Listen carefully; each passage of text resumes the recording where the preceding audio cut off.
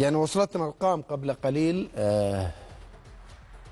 صراحه مؤلمه. ما انا وانا قاعد وصلتني كمعلومه، قلت لا غير صحيح، اللي قاعد يصير غير صحيح. الحضور الجماهيري لمباراة السعودية ومصر غدا، الشراء اللي موجود للمنتخب السعودي 3000 تذكرة. أنا بس أتأكد أعطيكم الرقم الصحيح حتى الآن، ترى 3000 تذكرة فقط. بالنسبة لمنتخب مصر وصلوا إلى 25182.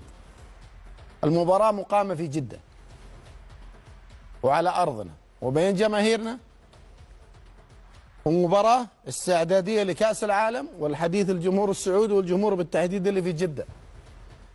3000 مقابل الأشقاء المصريين 25000 تذكرة تم شراءها مقابل 3000 للسعودية. ورسالة مرة أخرى لجمهورنا في جدة: ادعموا المنتخب بالحضور بالتشجيع. الرقم هذا والله مخجل، 3000 مقابل 25000. مباراة مهمة جدا، ممكن تتغير الأمور، لكن الرقم ننتظر دعم أكبر، حضور أكبر، تفاعل أكبر لجمهورنا السعودي، خاصة المباراة في السعودية.